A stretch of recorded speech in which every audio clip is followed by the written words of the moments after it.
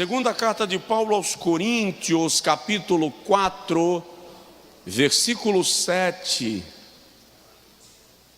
Eu vou falar hoje algo muito estranho. Eu vou falar sobre o poder de Deus em vasos trincados. O poder de Deus em vasos trincados. Amém.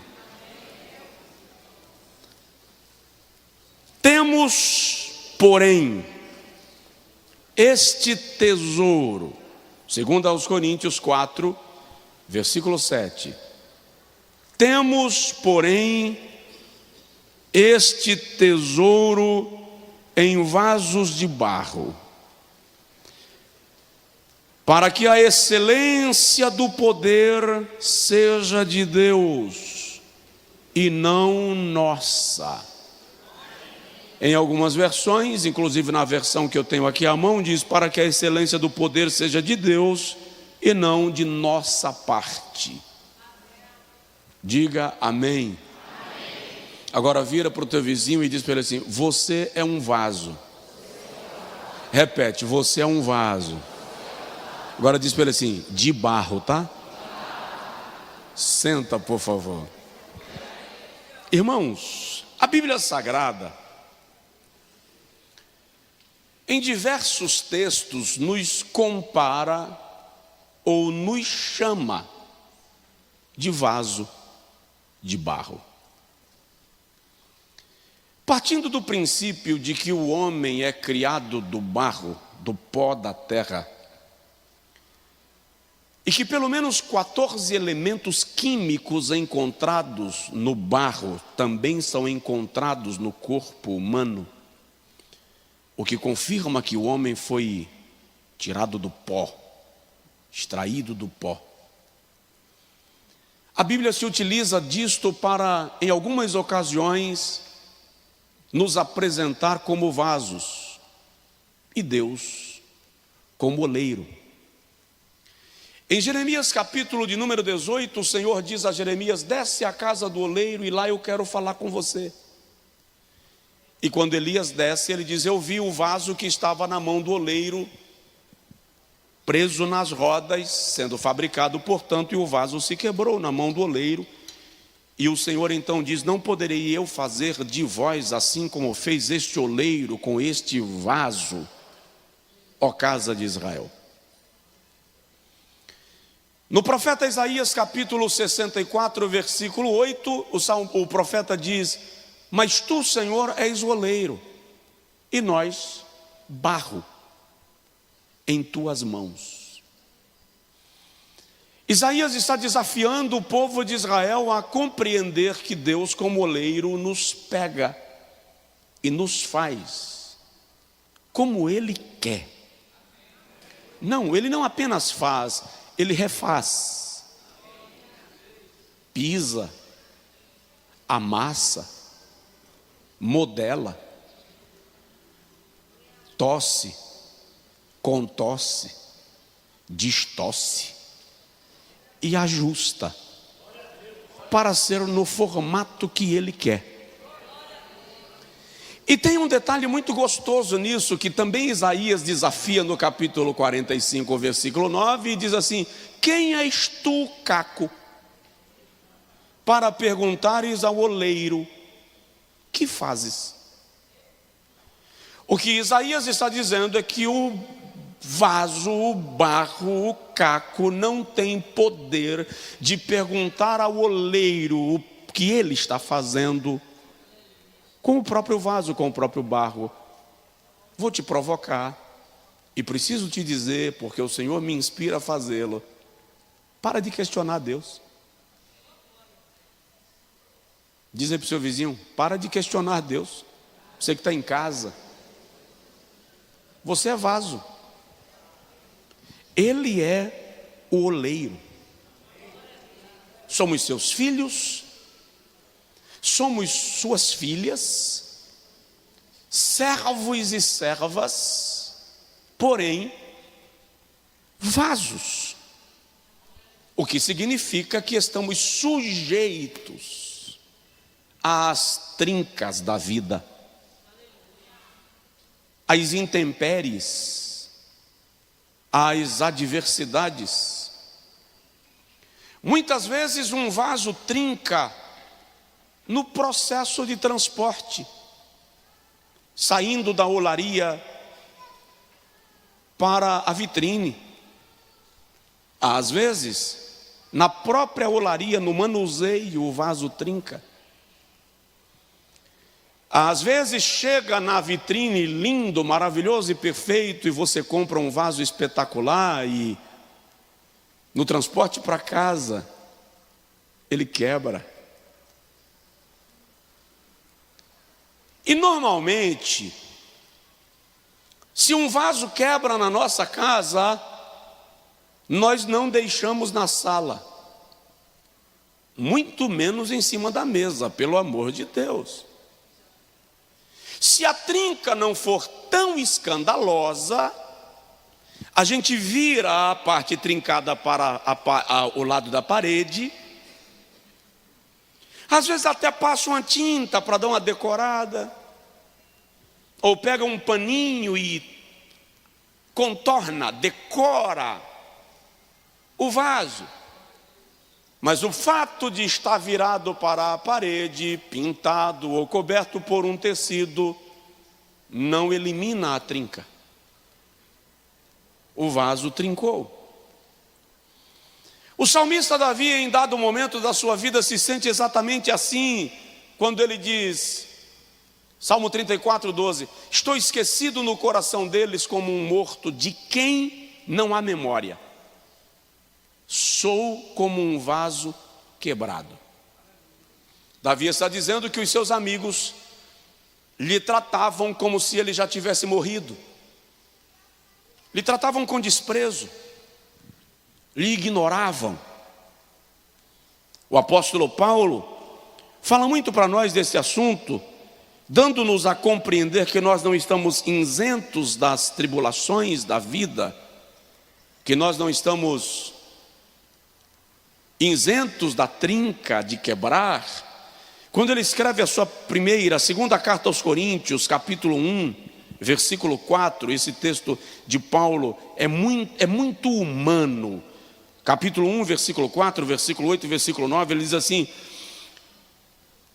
o Deus de toda consolação nos consola em toda a nossa tribulação, para que também possamos consolar os que estiverem em alguma tribulação, pela consolação com que nós mesmos somos consolados por Deus.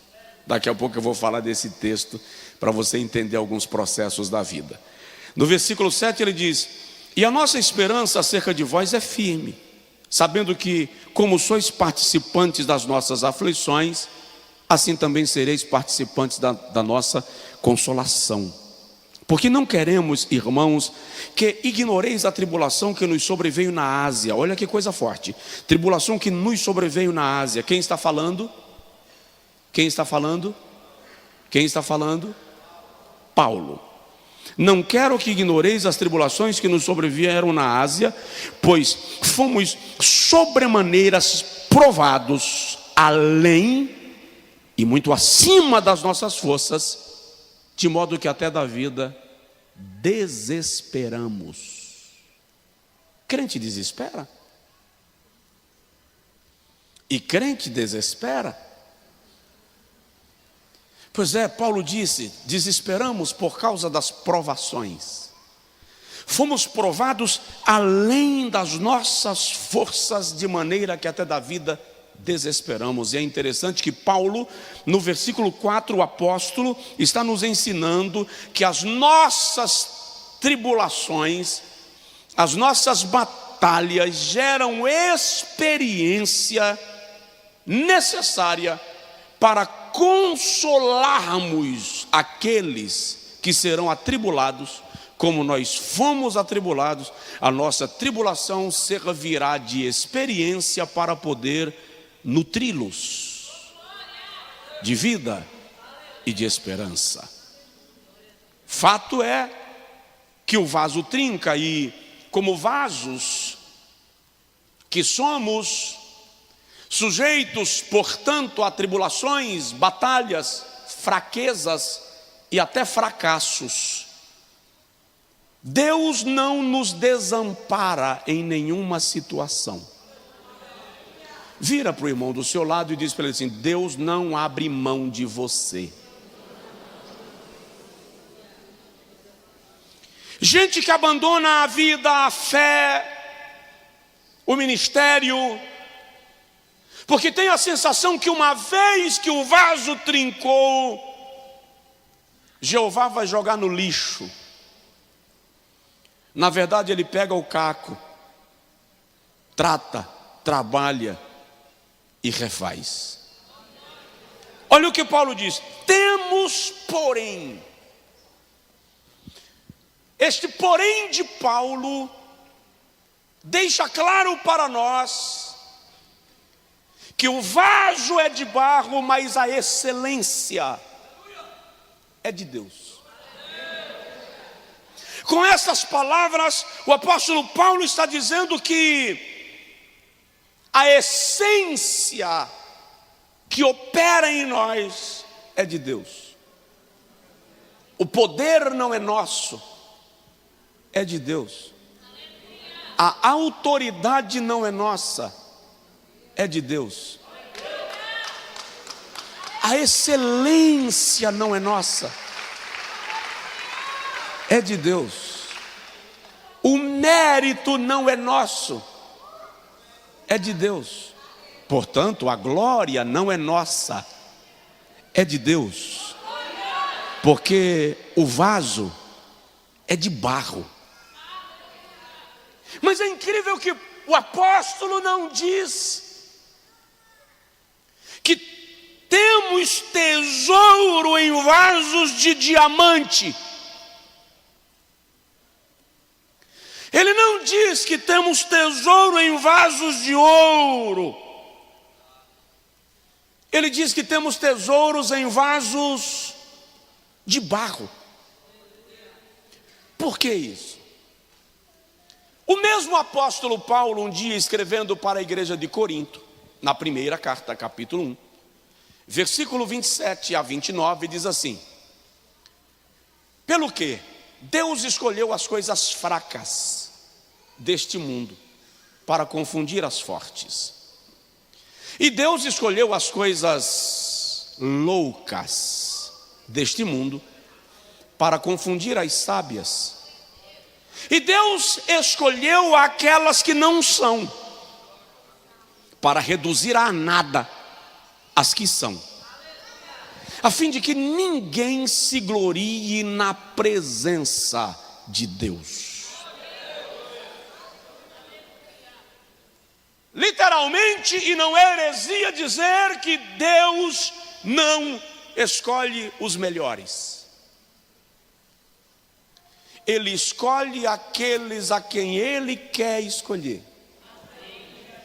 E se alguém reclamar, Ele vai dizer assim: eu sou o oleiro, então eu sei qual é o barro que serve para o meu propósito. O irmão lembra de Êxodo capítulo 25, versículo 10, quando o Senhor diz a Moisés, esse texto é um dos mais lindos da Bíblia: farás para mim um tabernáculo, um santuário de madeira de acácia. Por que Deus não escolheu marfim? Por que não escolheu cedro do Líbano? Por que Ele não escolheu madeira nobre? Escolheu madeira de acácia, dura, cheia de nós e muito tortuosa. Os artesãos não trabalhavam em madeira de acácia, ela não é modelável, ela não se ajusta ao padrão uniforme de uma arte, de uma obra de arte. E o Senhor diz: traz madeira de acácia e faz o meu santuário. E alguém pode perguntar: mas quem vai trabalhar com isso? Aí o Senhor diz a Moisés, Êxodo 31, eu mesmo escolhi e nomeei a Bezaleel, e o enchi do Espírito Santo e de sabedoria, e lhe capacitei para trabalhar com madeira. A madeira de acácia era tão ruim que para trabalhar com ela o cara tinha que ser escolhido por Deus, ungido por Deus, enchido por Deus e revestido de sabedoria de Deus para poder trabalhar com ela. Mas o que é o tabernáculo? O que era a arca? Uma caixa de madeira de acácia, torta, empenada. Quando Bezaleel e Aholibe terminam de formar a caixa do santuário, da arca de Deus, de madeira de acácia, o Senhor chama Moisés e diz: agora pega ouro batido, ouro em pó, e reveste por dentro e por fora. Presta atenção, a madeira de acácia sou eu, é você, cheio de nó, de problema, de dureza, de dificuldade de relacionamento. Eu e você somos pessoas complicadas, só Jesus dá conta de nós. Aí ele olha e diz assim: pega o Antônio, a Maria, a Joana, o Francisco, o Josué, o Fabrício, a Patrícia, e faz para mim um santuário. E alguém diz assim: Senhor, não presta, é empenado demais, é torto demais. Ele diz: eu escolhi essa peça de madeira torta, empenada, é isso aqui que eu quero. Aí depois que ele monta essa caixa velha, aí ele vem e betuma de ouro por dentro e por fora.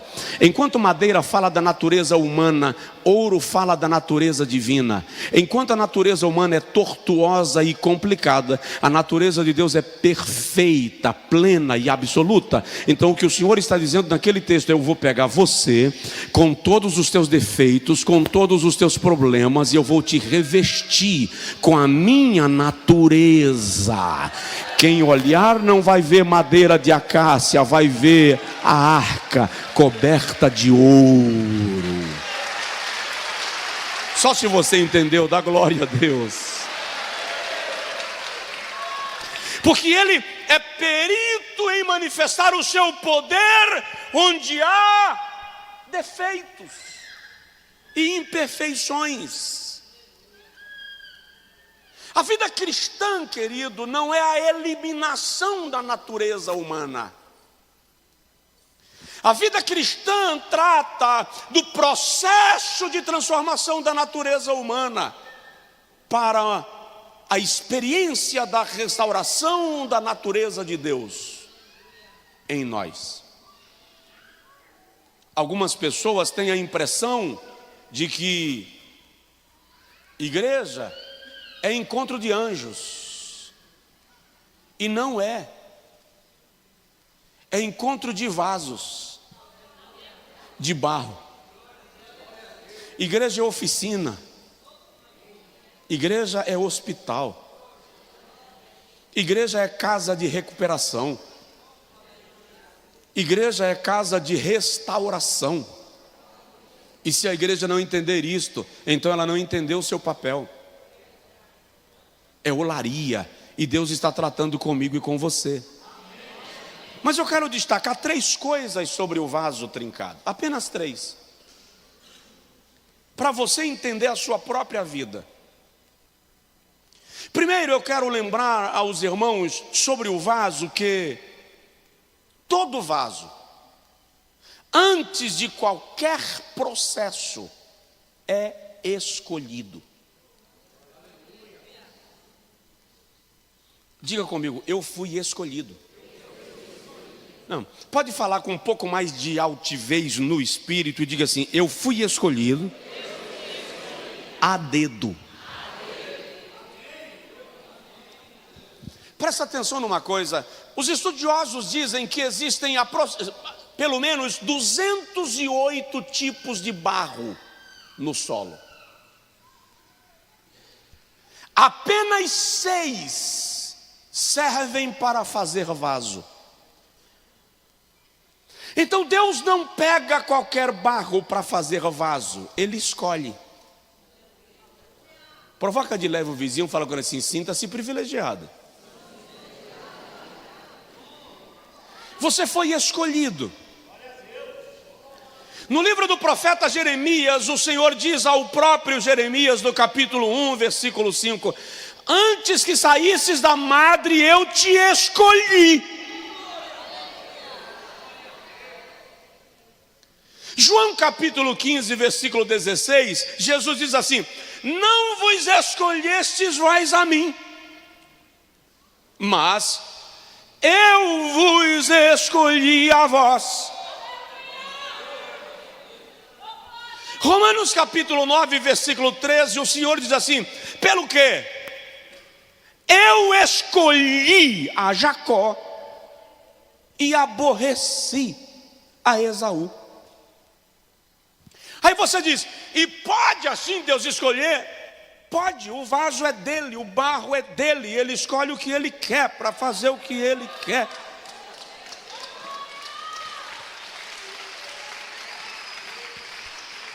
Ezequiel 22:30, o Senhor diz assim: eu procurei, eu busquei dentre eles um homem que se colocasse na brecha perante mim. Ou seja,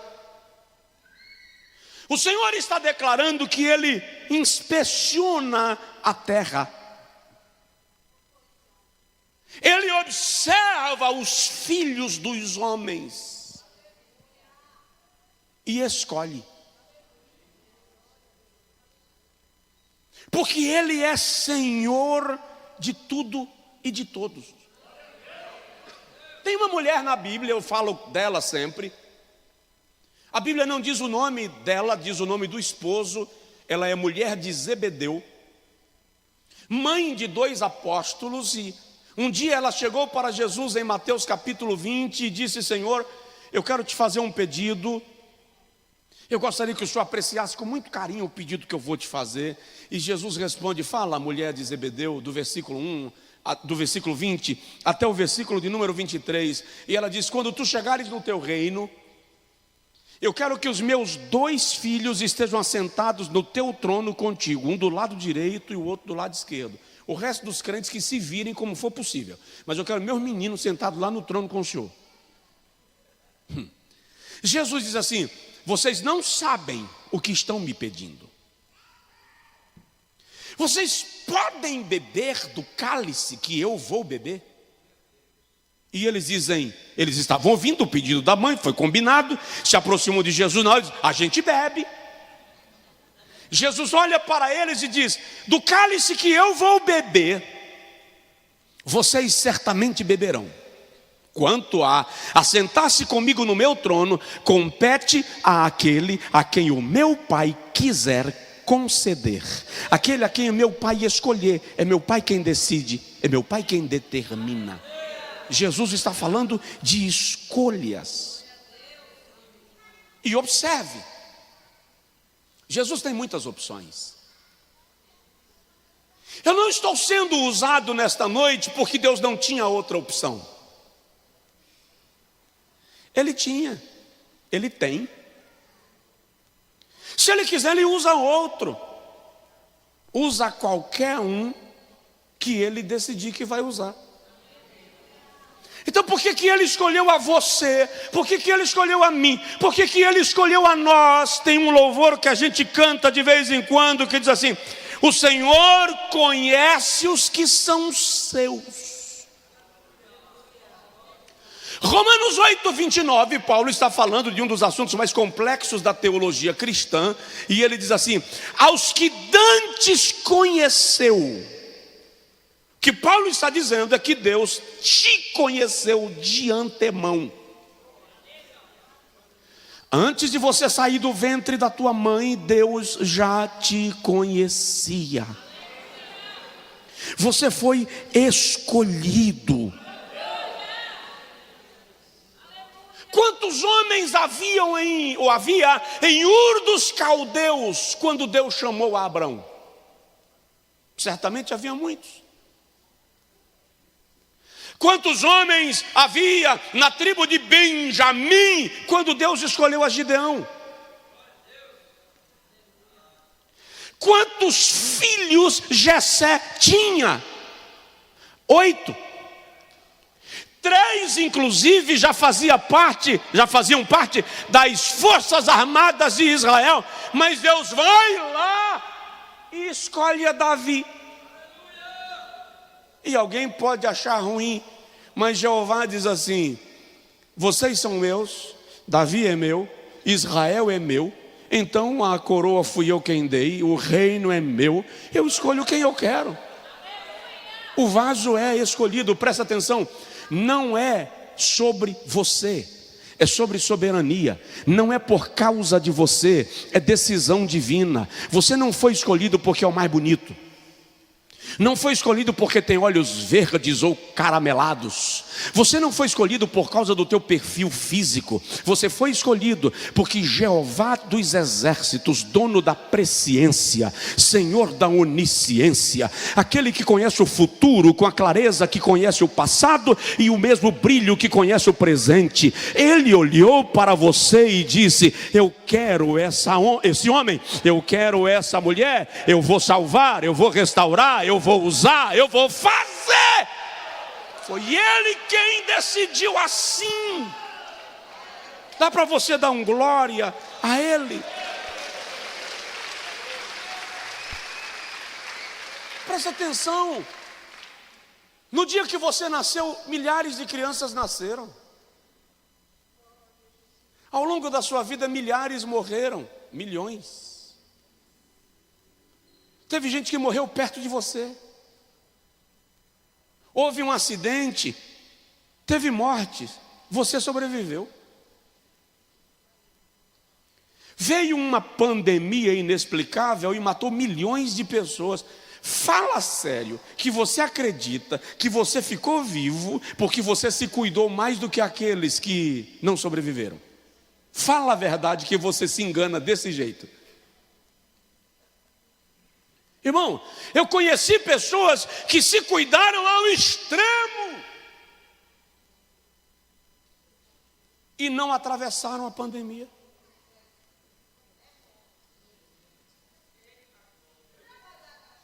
Eu quase morro, eu fui visitado pelo esqueleto da Machadinha. Eu sei o que eu passei no meu quarto trancado. Foi tão terrível que com 11 dias o médico disse: o senhor já está liberado. Eu saio não, velho. Não posso deixar minha família pegar uma miséria dessa. É traumático. No meu caso foi traumático. Agora, fala a verdade. Você acha que você sobreviveu porque você foi mais cuidadoso do que os outros e você é mais especial do que todo mundo que teve Covid ou que morreu. Fala a verdade. Olha nos meus olhos. Você está aqui porque Deus colocou um dedo em cima de você e te escolheu para cumprir um propósito além desse tempo.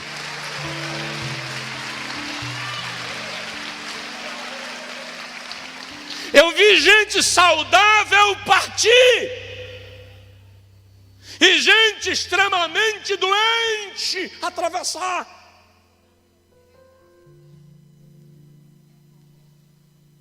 Deus tem planos específicos para a minha vida e para a tua. Você que está em casa. Por quê? Porque você é vaso. E cada processo que você passa na vida, você tem que lembrar disso. Existe uma escolha. Deus não brinca de roleta russa, gente. Deus não brinca de jogo da sorte. Deus não joga sinuca. A bola que cair, caiu. Não. Antes que saísses da madre, eu te escolhi. Isaías 49:15. Pode uma mãe esquecer-se tanto do filho do seu ventre? O Senhor está dizendo: pode uma mulher grávida esquecer que está grávida? Pode uma mãe esquecer-se do filho que amamenta no seu seio? Todavia, ainda que ela se esqueça do seu filho, eu jamais me esquecerei de ti, porque nas palmas das minhas mãos eu te gravei e tenho todos os teus dias escritos, narrados, elaborados diante de mim. Você ainda não entendeu que Deus conhece a tua história, porque foi Ele quem a escreveu.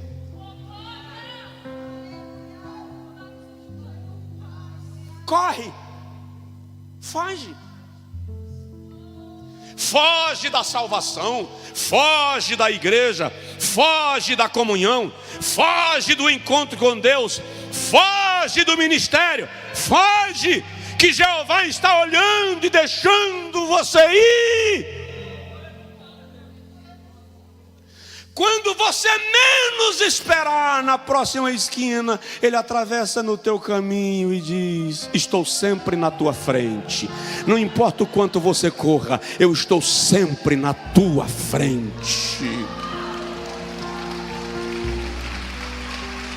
Aleluia. Daí Davi dizer: para onde fugirei do teu espírito e para onde me ausentarei da tua face?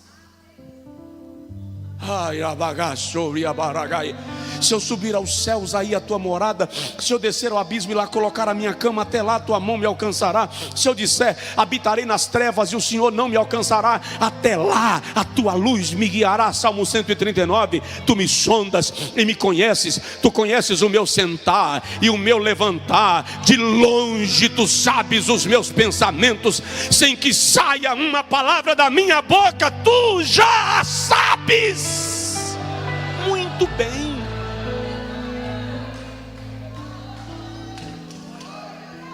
Oh, aleluia.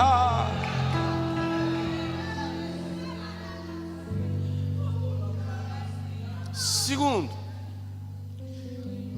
primeiro eu disse que o vaso, antes de qualquer processo, é escolhido. Segunda verdade que eu quero te compartilhar sobre o vaso é que não existe vaso sem trinca.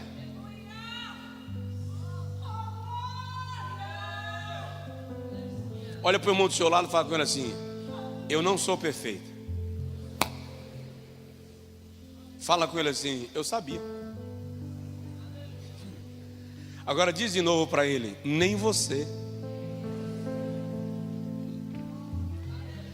Não existe o vaso sem trinca.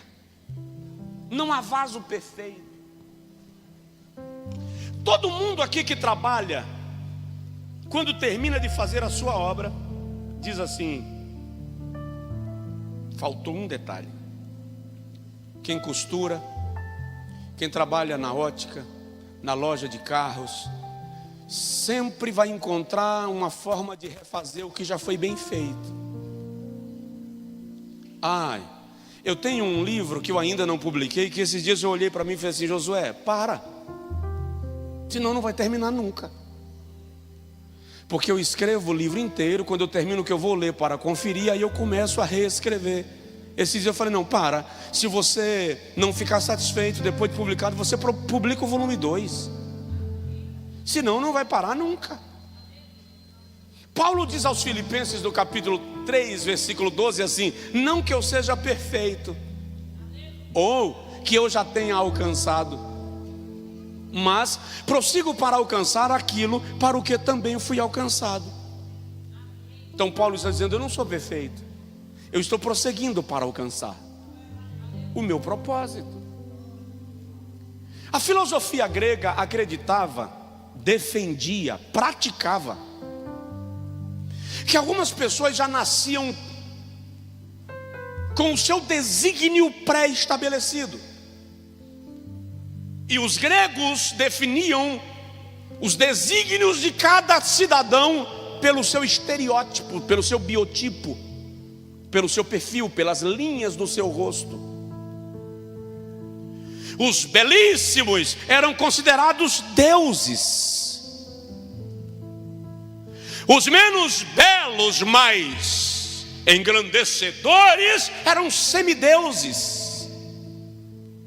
Eram filhos de Zeus com alguma outra divindade. Baseados no estereótipo, o grego entendia que fulano nasceu para ser nobre e fulano nasceu para ser escravo. Quer saber? O mundo ocidental inteiro inteiro é influenciado pela filosofia e pelo pensamento grego. Por incrível que pareça, a igreja pratica a filosofia grega no que concerne a esse detalhe. Quer que eu prove? Nós medimos as pessoas pela aparência. Medimos santidade pela aparência, espiritualidade pela aparência, importância pela aparência, tratamos pela aparência. Isso é filosofia grega. Porém, a igreja não é guiada pelo pensamento grego, a igreja é guiada pela palavra de Deus. E a palavra de Deus diz que diante do Senhor não há servo, nem livre, nem grego, nem judeu, nem escravo, nem senhor. Todos são iguais perante Deus, porque Ele não faz acepção de pessoas.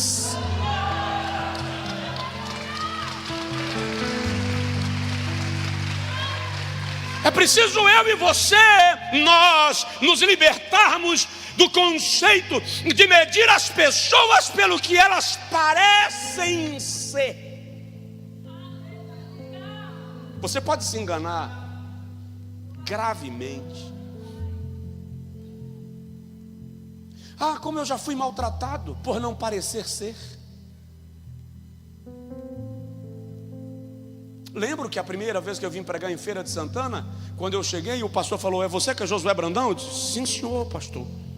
Tudo bem que eu pesava 56 quilos. O pastor olhou para mim, de cima do púlpito, eu lá embaixo, ele pensei que era um homem. É um menino. Prega aí embaixo, que eu era diácono. Prega aí embaixo, que diácono só sobe aqui em cima para colher a oferta. E preguei lá embaixo. Fui pregar numa outra igreja uma certa feita, que o pastor fez assim: menino é um esqueleto. Aí quando eu terminei de pregar, ele ainda pegou o microfone e fez assim: mas é um esqueleto de fogo. Um esqueleto de fogo presta para quê, irmão? Osso seco, vai queimar esse troço, vai virar cinza, acabou. Nós medimos pela aparência. E como nós medimos pela aparência, nós ignoramos que muitas vezes quem está sentado do nosso lado, no ônibus, no ponto do ônibus, na cadeira da recepção da clínica, pode ser um anjo. A Bíblia diz que muitos, sem saberem, hospedaram anjos. Então não mede pela aparência, porque não existe vaso perfeito. Eu e você não somos. Paulo diz aos Coríntios, esse texto é muito interessante, e eu repito, Paulo tem uns textos assim que revela muito da humanidade dele. Na segunda carta aos Coríntios, capítulo 12, versículo de número 7, ele diz assim: e para que não me exaltasse demais pela excelência das revelações, foi-me dado um espinho na carne, um mensageiro de Satanás, para me esbofetear, a fim de que eu não me exalte. Eu orei a Deus acerca desse troço, desse espinho na carne, desse mensageiro de Satanás. Eu orei 3 vezes rogando para que ele afastasse de mim, e o Senhor me disse: Paulo, a minha graça te basta, porque o meu poder se aperfeiçoa na fraqueza.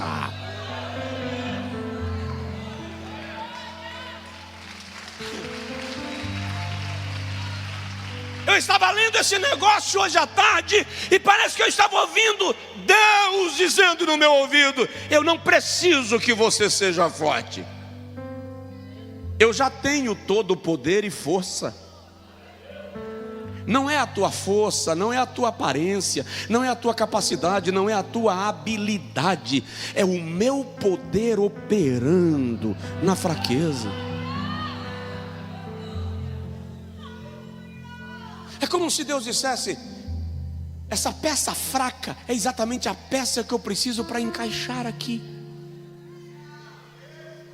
E essa peça é você.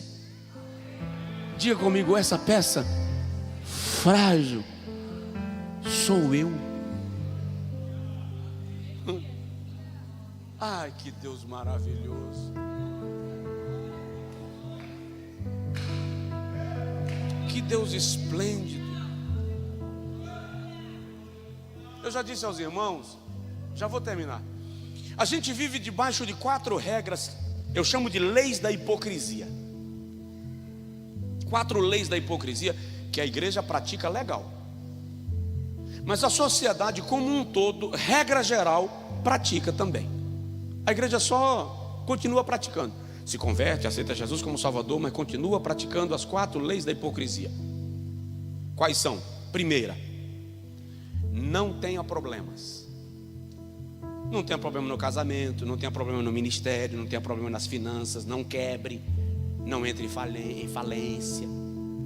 Isso é uma lei. As pessoas praticam isso. Vou te provar que praticam. A segunda lei a primeira é não tenha problema. A segunda é, se você tiver problema, trate de resolver rápido.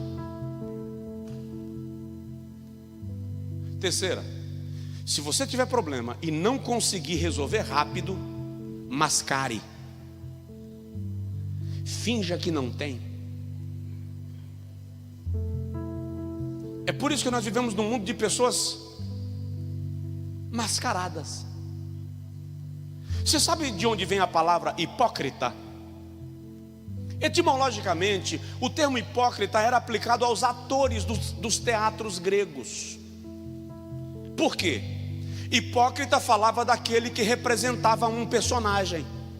Então os atores, antes de subirem no palco, pintavam o rosto com cera para representarem o seu personagem.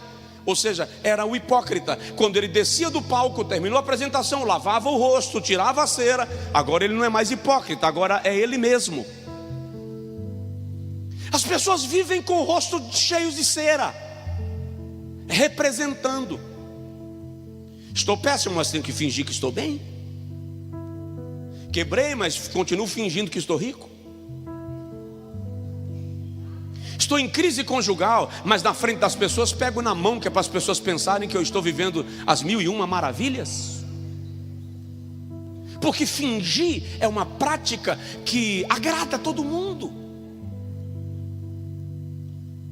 Então, a primeira lei é, não tenha problemas. A segunda é, se você tiver problema, supere rápido. A terceira, se você teve problema, não conseguiu superar rápido, então finja que não tem. Mas, a quarta lei, se você teve problema, não conseguiu resolver rápido e nem dá mais para fingir, então não ande comigo. Então, quando o empresário quebra, os amigos dos churrascos lhe abandonam.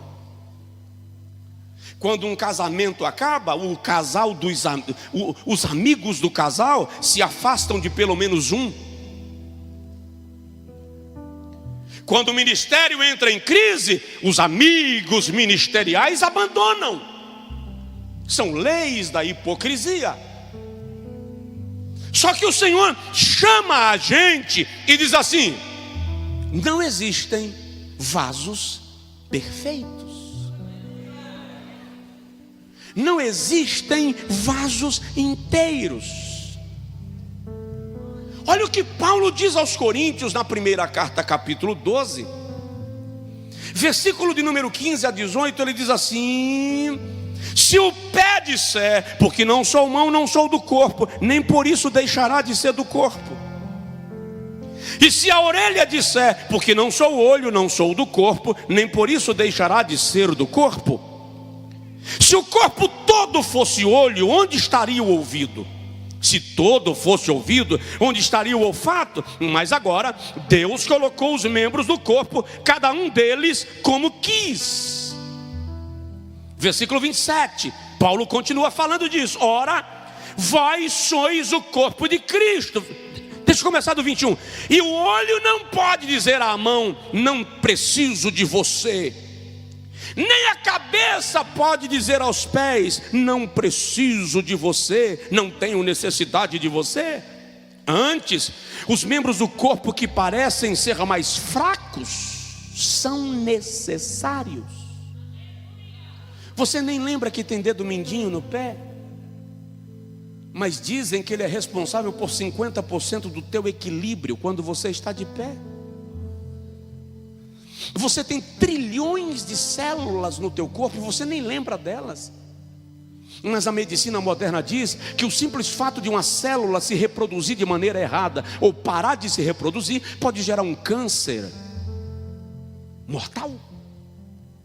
Mas você nem lembra que tem célula. Você nem lembra para que a língua serve.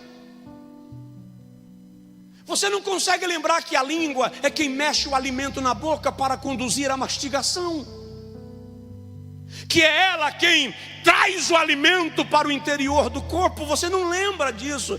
E é ela quem impede que você se engasgue. Paulo está dizendo: vocês são membros de um corpo, e você não pode dizer ao outro membro só porque ele é mais fraco: não preciso de você.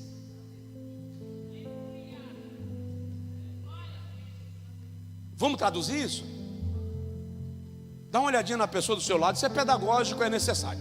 Dá uma olhadinha na pessoa do seu lado e diga para ela assim: você não pode dizer que não precisa de mim, porque você não sabe qual a minha importância no corpo.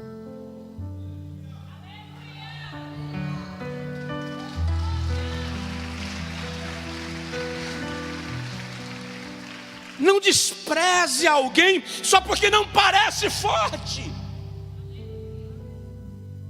Olha o que Paulo continua dizendo: antes, os membros do corpo que parecem mais fracos são necessários, e os membros do corpo que reputamos menos honrosos, a estes cobrimos com muito mais honra. E a aqueles que são menos decorosos, oferecemos mais decoro, para que não haja divisão no corpo. Nós precisamos entender que o fato de o vaso do meu lado ter se trincado não significa que eu não preciso dele.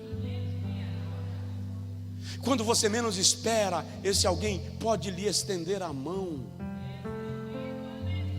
porque não há vaso perfeito. Que bom se a igreja entender isso. Eu era menino, meu pai estava indo da cidade de Rodelas para uma congregação dirigir um culto, não era asfalto. Nós tínhamos um Opala, e eu passei por um senhor numa carroça, não sei se era um burro, se era um jegue, um jumento. Eu sei que eu abri a janela e dei língua para o homem da carroça. Aí meu pai disse assim: bonito, se lá na frente você precisar dele. Meu pai devia ter ficado calado. Não demorou 1 quilômetro, ele bateu numa pedra e cortou o pneu do carro. Aí levantamos, vamos trocar o pneu. Quando chegou lá que abriu o porta-malas para tirar o pneu, o estepe estava vazio. E o homem da carroça vem aproximando. Aí o homem da carroça parou a carroça, desceu e fez assim: olha, eu não tenho uma bomba, mas eu tenho um pneu sobrando aqui na carroça, vamos ver se serve. E pegou o pneu que estava em cima da carroça, encaixou e serviu, parafusou, para a gente chegar até o povoado onde ia dirigir o culto. Então presta atenção: quando você passar por alguém numa carroça, não dê língua, o seu pneu pode cortar ali na frente.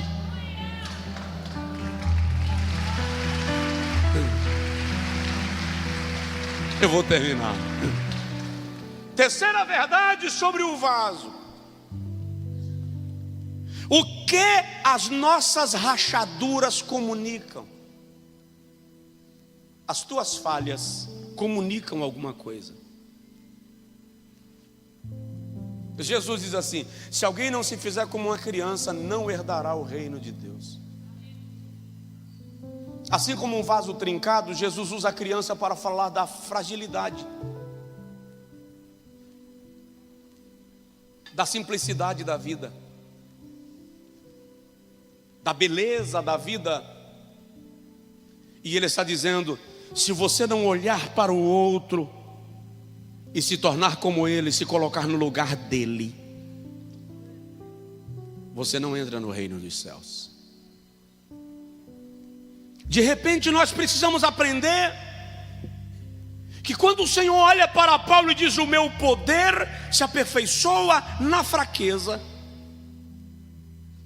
o Senhor está dizendo: é exatamente na tua fraqueza que o meu poder se encaixa.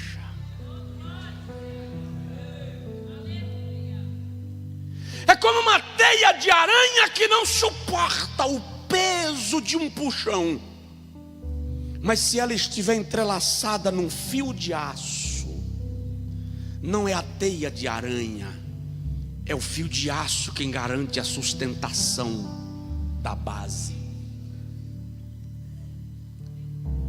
Nós precisamos entender das nossas fraquezas que Deus não precisa da nossa força. Incrivelmente, Deus não precisa da nossa perfeição.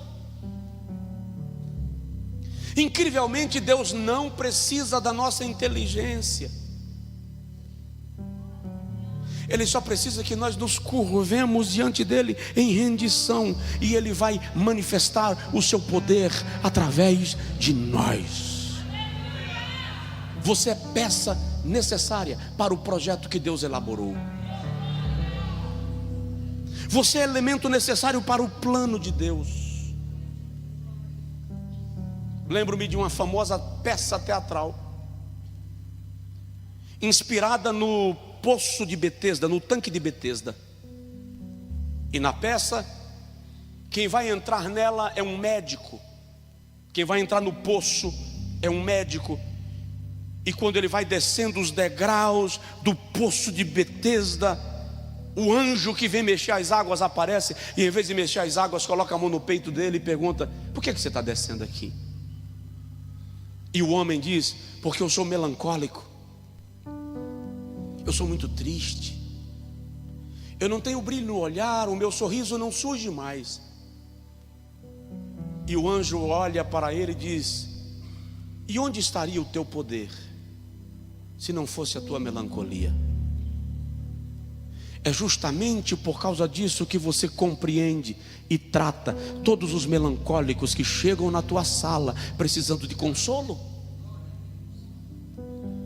Lá vai uma pergunta: será que aquilo que você chama de fraqueza não é um mecanismo de Deus para abençoar alguém a partir daquilo que você chama de limitação, mas Deus chama de capacidade de compreender o outro pela própria experiência? Para você é fraqueza, mas Deus chama de instrumento. Para você é limitação, mas Deus chama de capacidade de ajudar o outro que tem o mesmo problema. Eu me deparo de vez em quando com pessoas que enfrentam a timidez. Não sei se eu ainda sou tímido. Fazer um teste. Mas me deparei e tenho que lidar com ela de vez em quando. Então, quando eu me deparo com pessoas tímidas, eu digo: fica tranquilo, eu entendo você. Relaxa. Porque eu tenho dificuldade de iniciar uma conversa, eu tenho dificuldade de estar em ambiente onde eu não conheço ninguém. Vou contar um segredo: quando eu prego em igrejas desconhecidas, eu procuro um rosto familiar para me servir de referência, e de alguma forma eu me senti confortável num ambiente estranho. E quando eu não encontro nenhum rosto familiar, eu preciso administrar, pregar para as pessoas e conversar comigo, até que eu me adapte ao ambiente. Eu chamo isso de limitação. Mas de repente Deus olha e diz assim: isso é capacidade que eu estou te dando de compreender aqueles que enfrentam o mesmo problema que você enfrenta. Que tal parar de reclamar? Que tal parar de murmurar, de choramingar? Olha o que Paulo diz aos Coríntios na segunda carta, capítulo 1, versículo 4. Eu li no início. Ele diz assim: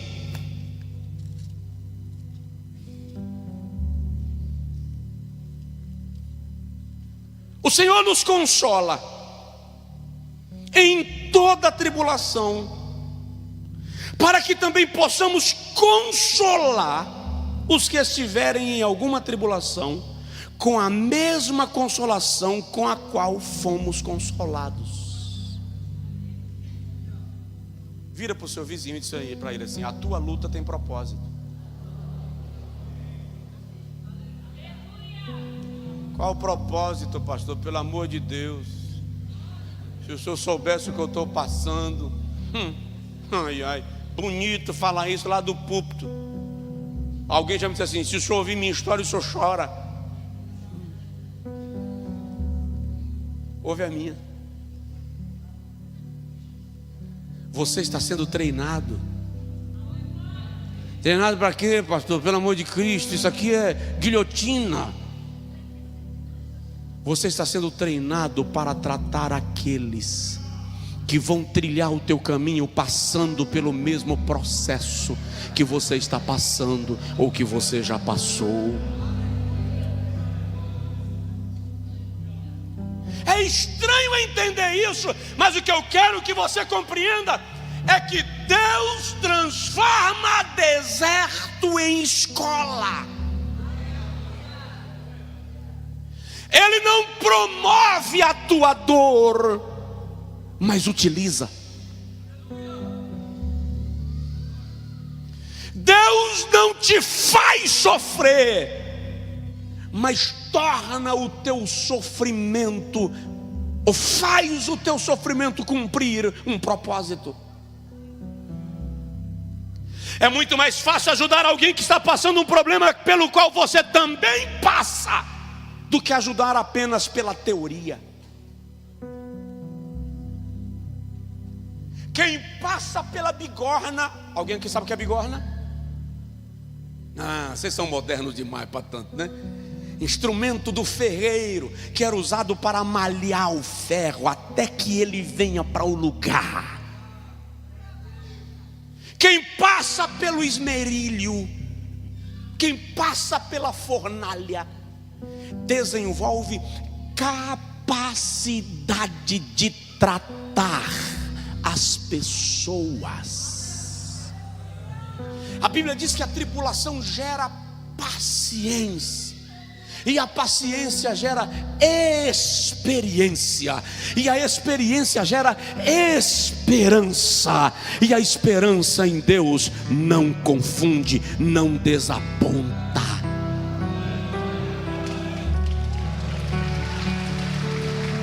Aleluia! Deus está te treinando. Por quê? Porque as tuas trincas, as tuas rachaduras comunicam alguma coisa para alguém. Você ganha a condição de ajudar alguém. Deixa eu ler um último texto aqui para a gente orar. Em nome de Jesus, 2 Coríntios capítulo 4, versículo 8. Olha que coisa apaixonante. 2 Coríntios capítulo 4, versículo 8. Paulo diz assim: em tudo somos atribulados, mas não angustiados, perplexos, mas não desesperados, perseguidos, mas não desamparados, abatidos, mas não destruídos. Eu vou repetir para você entender. Em tudo somos atribulados, mas não angustiados, dispersos, mas não desesperados, perseguidos, mas não desamparados, abatidos, mas não destruídos.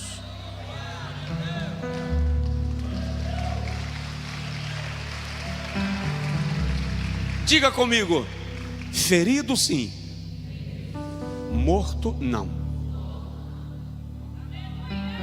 Você foi ferido, não foi morto.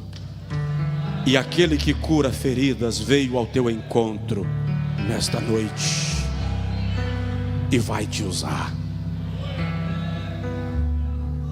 Fica de pé, por favor. Uma fábula indiana conta de um jardineiro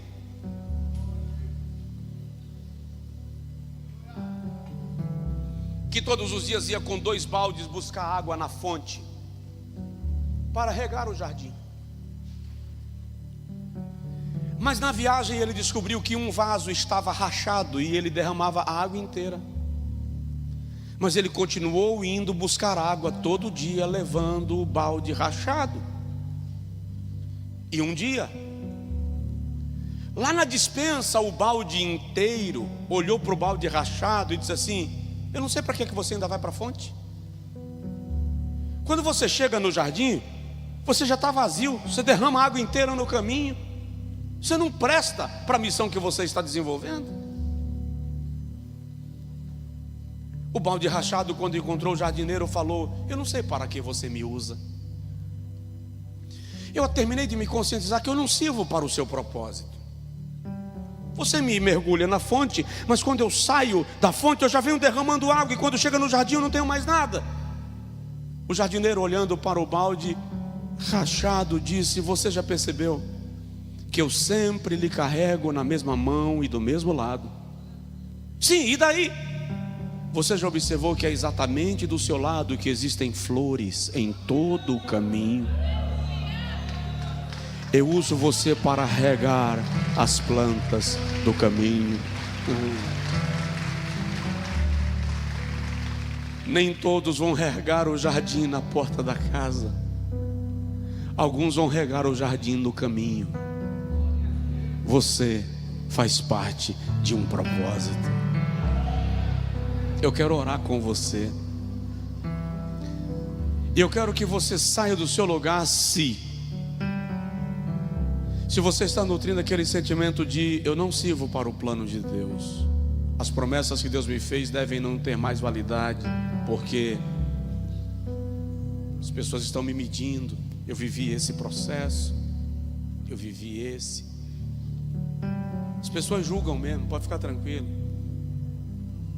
Existem muitos juízes na igreja, na família, na vida. E o pior, elas julgam e sentenciam. E se você deixar, elas executam também. Mas o jardineiro está aqui. E ele não deixa o balde rachado guardado. Ele continua carregando para regar flores no caminho. Se você entende que você precisa de uma oração específica, venha ao altar. Eu quero orar por você. Se a tua história te constrange, se o teu passado te provoca, se as tuas memórias te entristecem, se Satanás usa a tua história contra você, se alguém já te disse que você não serve para o reino, não serve para o ministério, não serve para isto ou aquilo, porque você... Eu quero orar com você. É normal dedos que apontam. É muito normal.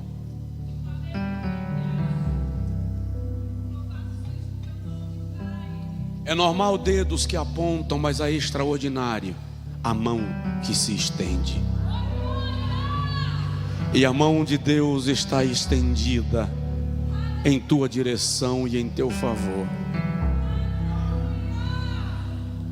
Pode dizer para o Senhor: Senhor, eu sei que eu sou vaso de barro. Para de dizer para Deus: não valho nada, sou uma porcaria. Para com isso. Esse não é o conceito de Deus ao seu respeito. Apenas, Senhor, eu sou vaso de barro, mas eu sou feitura das tuas mãos. Eu sou teu. Eu sou do Senhor.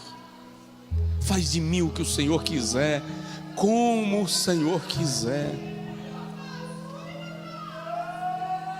Entre outras coisas, pede a Deus: muda meu olhar, minha visão. Me ensina a olhar para o próximo como vaso do Senhor,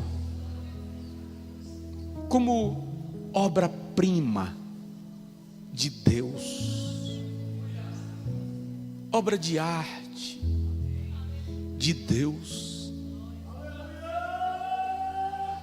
As peças de arte feitas à mão são as mais caras.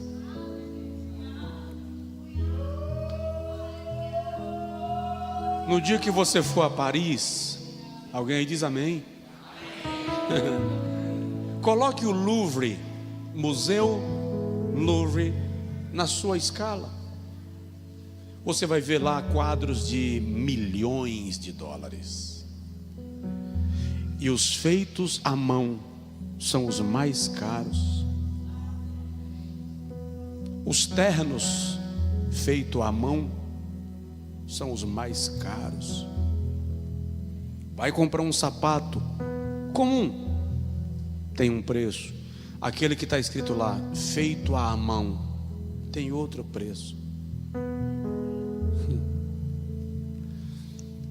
Você não foi produzido numa máquina.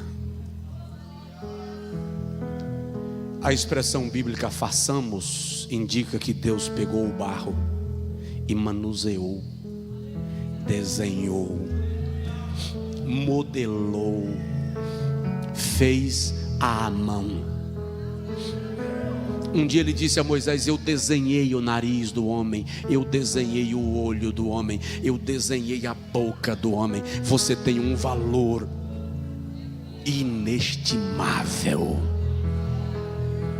Pai, eu venho nesta noite em oração pedir: silencia a voz de Satanás na mente desta pessoa. Silencia a voz do acusador e a voz dos acusadores na mente e no coração desta pessoa, deste homem e desta mulher. Aqueles que estão aqui no templo e aqueles que estão no culto online, faz com que os seus ouvidos não ouçam mais os ataques das palavras amargas que vêm para lhe destruir. Aqueles que em nome da religião e da espiritualidade dizem: é Deus pesando a mão, é Deus castigando. Revela para essa moça, revela para esse rapaz, revela para esta mulher, revela para esta pessoa no campus online que o Senhor é Pai e lhe carrega no colo. Que até quando o Senhor castiga, não é tortura, é em amor. Porque o Senhor não nos degola, o Senhor não nos esmaga, o Senhor nos refaz, o Senhor nos trata, o Senhor nos melhora e o Senhor nos conforta. E até quando o Senhor nos corrige, o Senhor derrama bálsamo que sara feridas, o Senhor estanca o sangramento, o Senhor cura a ferida e anula a